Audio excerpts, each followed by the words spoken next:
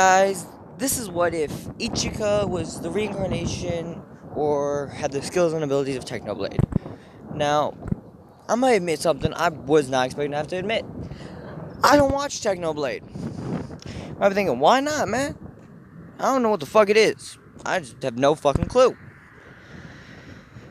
Mainly because that's not what the shit I'm into. But this was a fan request, so motherfucker, you're getting your fucking request.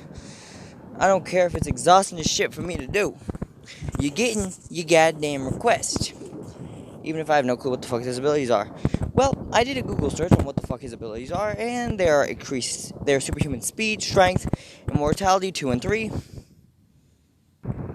Back to what if though, yeah. So in this version, yeah. In immortality 1, 2, and 3, and also the ability to come back after death. If there's something about that shit, I don't even fucking know.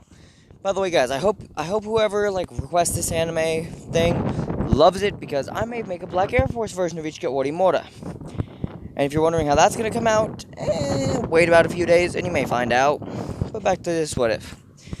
So, yeah. After Technoblade's death in our world, his character would kind of reincarnate without his control.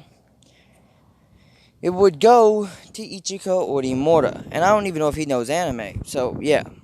I'm gonna say he doesn't, but all his memories are wiped. But he does remember, not really remember, but has muscle memory of fighting skills. His PvP are fucking crazy.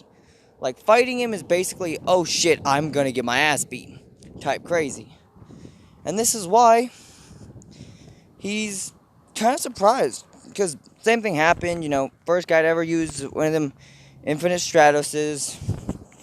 Big fucking whoop. Now, all the girls like him, but his first day, he's actually more confident, because, well, I'm going to say Technoblade would be pretty confident.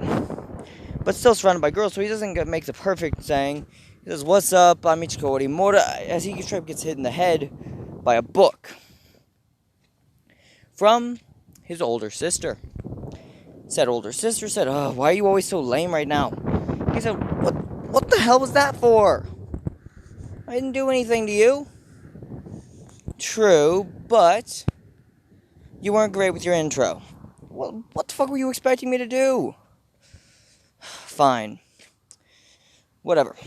As he sat down, they go through their class. This is when, a little bit later, he meets Celia Alcott. Someone who thinks she's the baddest bitch in the land. Wait, no, I forgot something else. First, he would meet his old childhood friend, I fucking forgot her name. I don't fucking know. That chick. Anyway, she would basically say, "Ichika, it's been a long time, yada yada yada." He said, "Hell yeah, it's been a long time." He remembers how her sister was the one who made those goddamn infinite Stratoses. And just like in the anime, they would go out to eat. That shit would happen. But in this version, after that, when he basically deals with that, and she still decides she's fine with teaching him how to use the infinite Stratos, as well as swords, because he's a fucking beast when it comes to swinging around them swords. Now, this is when we get revealed that he is a beast with swords, because, PvP. Even without using the kendo style that they used, he's already strong enough and fast enough to be almost an unmatched force. Like I was saying, he's almost an unmatched force in speed and strength. But here's where it gets more interesting. They have to do these kendo practices, and he's straight up as one with his blade. And this is when something weird happens. They go to the mall. He goes to the mall to grab something before he has his duel. And what does he grab? A golden crown. That with jewels or something in it. I don't know, I always see Technoblade having a crown, so I'm just fucking going with that. As well as a cape. Yeah. So he grabs both of them just to be just for the look of them, because he thought they looked badass. And he walks in the battle dressed like a fucking king. This is when he would basically get his gear for the first time. Since he has zero fucking clue how to use any of the infinite Stratoses, he finds out that it's the same one his sister had. He's like, "Bet." He's It's gonna be fun as a motherfucker. Let's go! As he flies forward, ready to beat all the ass. And I'm not even kidding by that one. He is ready to beat all of the ass. And he's fighting like damn good. Like, not like God tier fighting style, but he's absolutely beating her. It didn't matter how good her guns were. He wasn't giving her the chance to shoot him. But then he actually had to use a good final skill and actually lands a strike. But right when he's about to land his second strike, which would have taken her out of the game, he is out of energy. But she only had 2 when he had 0. So, yeah, and she's been doing this for a lot longer than he has, so he was thinking, well, dang, I lost. Well, that ain't never going to happen again. As this is when he would simply say, good game. As the next day, he gets up, goes to class, all that shit. Then, he meets someone he wasn't expecting. His other childhood friend from China. The first thing she did was say hello, and Drip appeared out of nowhere challenging him to a fight. He's like, oh, fuck, damn it. And he said, sure. And before, I'm going to say, yeah, they're still going to have their fight. But in this version, that fight goes nowhere near what happened in canon. Since he's still kind of pissed off about dealing with Celia the way he did. So, yeah, they have their 1v1. He absolutely destroys her. In canon, she was so much better that he couldn't even handle her. But in this version, that is not quite the case. They have their duel, and he wins by simply just using his skill. He weaves her bullets, and because, like, Shenlong is a powerful-ass gear thing, like, it's a good-ass fight. But he's straight just outmatching her in every turn. She can't beat him. Then, we're going to get to, the final part of the fight. And that is when this other IS would show up. It was one of those, it was the same Berserker IS. He figured out it wasn't the right thing, and he appears, using his strongest technique, and starts absolutely dogging this thing. Not only did he just defeat her, he's also dogging this thing while she has to hide behind him, because if she gets in front of him, she could get hurt very badly. She has 0 energy left. This is when he says, you know what, fine, putting up his full force, and his crown started to glow. He started feeling like himself. He flew forward with one strike, and this is when it actually pierced his chest, like cleanly stabbed through his chest. His blood coughed right onto the beast's thing. He pushes it off of him and chops its head clean the fuck off. As it's laid completely on the fucking ground, he stands up, victorious, thinking he's dead. Next day, he doesn't show up to class. He physically can't. Which is why everything's going to take another step back for just about a day. Then, he goes to class. But right that night, after he's gotten awake, all that, this is when his childhood friends fight about who should get the room with him. The other one was already with them, and the other one, wanted to get there. But whenever, the one with the kendo sword tries swinging it down, instead of it being blocked by that, IS of hers, which this happened before the fight, which I know it did, but I messed up with saying it. He jumps in the way, because they're both actually about to strike each other with their one using an IS, the other having a kendo sword.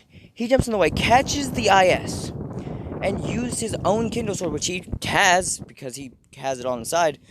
He had it on the side of the bed. He picked that thing up and blocked the kendo sword and used his bare hand to grab the gear. The Infinite Stratos. As it cut his hand, even though he's barely even though he just straight catches it and sends them both flying backwards, saying, enough! Stop attacking. They're both surprised because a kendo slice and an IS, either of them could easily break bones of who's ever getting hit by them. But he absolutely fucking tanked it. Now, this is when, back to What If, this is when Charles, or Charlotte, I don't know why I said the other thing, I was just thinking for a second. So Charles, or Charlotte appears. Charles at first says, and they basically act like, they're both called boys. That shit happens, but this is when he straight up said, this is gonna be a fun ass fight. He's raring for that fight. And it's a good ass fight for him. He has a lot of fun, but in the end, it wasn't really a fair fight. He has zero clue how to fucking use guns, so yeah, that didn't really turn out in his favor. But in this version, when the team fight happens, he still teams up with Charles, after finding out it's actually Charlotte, because he still walked in on her in the bath, accidentally, and saw that, wait, the person who was acting like a dude this whole time, claimed to be a dude, is actually a chick? Okay. Closes the door and vanishes for a little bit. It's whatever. He comes back, says, alright, what's up? She says what's going on. He says, fine, I'll keep your secret. A few days later, in their fight, it's Charles and him versus, Lara Bodwick. I think that's her name. And the original childhood friend. This is where it's an actual fucking fight. Because first instinct, both of them get sent flying. I do mean both. And that's because Ichika kind of uses his full force off the get-go. And basically says, Charles, I'll handle Laura for a minute, but first I need to get a swing off. Can you block her for a second? You got it. He flies forward and easily knocks down his childhood friend with his superior fighting skill, so she wouldn't be interfering in this fight. He sent Charles back, and him and Laura fought like a full fight. He was getting down to where he only had 4 left, but she only had about 10% left. And this is when he gets, kind of eliminated. This is when Charles finishes her off. Right when it hits 0, she gets, that other boost. She turns that monster thing.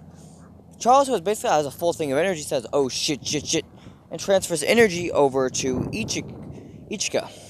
Ichika saying, thanks, but only having the ability to deploy his sword. He goes forward with his skill, and is absolutely winning this fight. It's a 1v1 with only skill. And Charles basically it was basically just backing him up, but was running low on energy as well.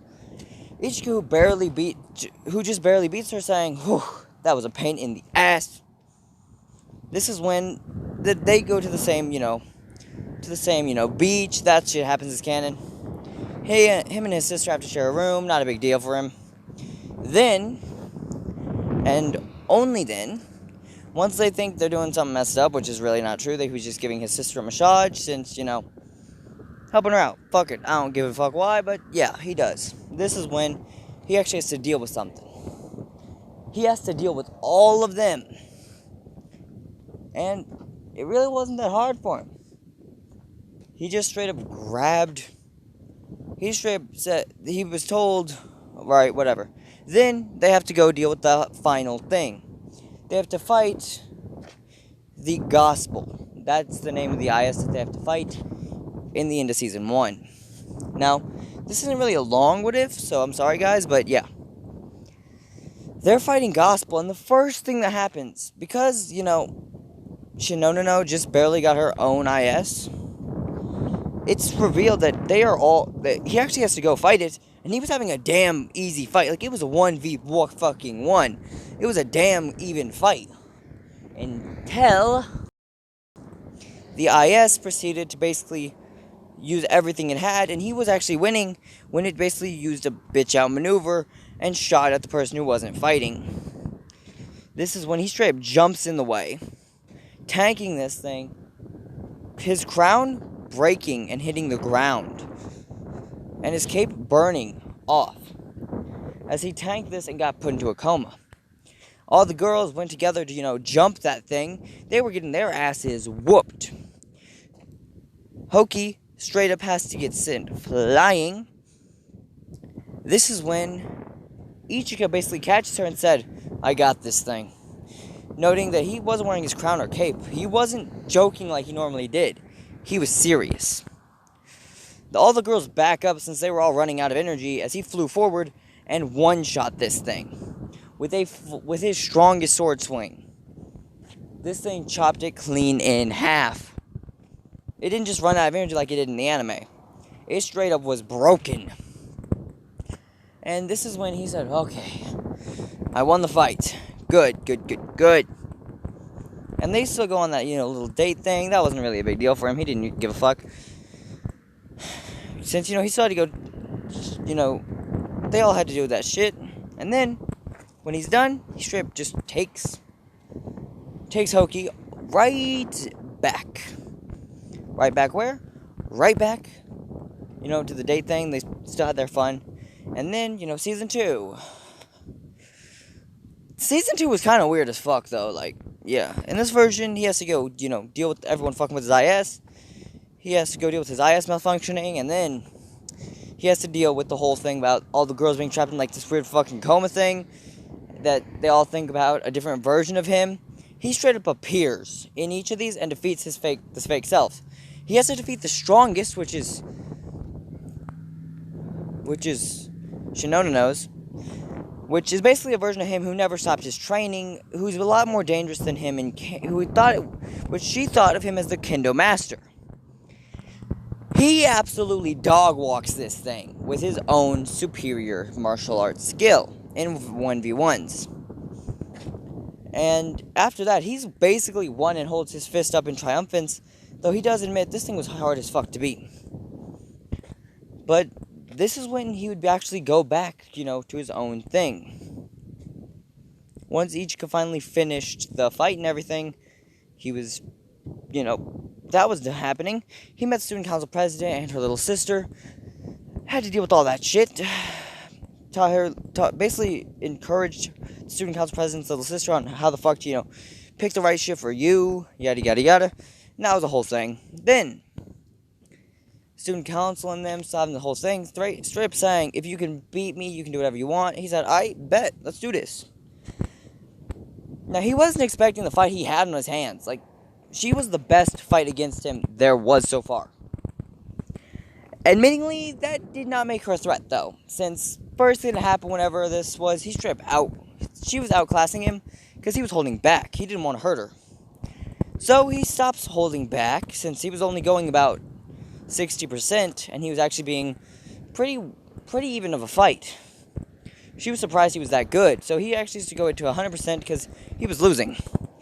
He won this fight of basically just easily. And that's not me being like, oh, he has to be stronger. No. It was all skill. It wasn't strength. This is when he would actually decide, alright, that's enough, and stop to the whole play thing. That shit happens basically like it does. Only in this version, when it was said, whoever gets that king, whoever gets the crown off of his head, wins. Only problem. This is a new crown that he's keeping. It's pure gold. He straight up says, fuck that, and he takes off running. It was made of the remnants of his former crown, too, so he basically was weaving all their shit. And even the student council president was trying her damnedest to get the crown. They had 2 hours to get the thing from him. Whoever got it was the one who, would join his room. Student council president still barely gets it.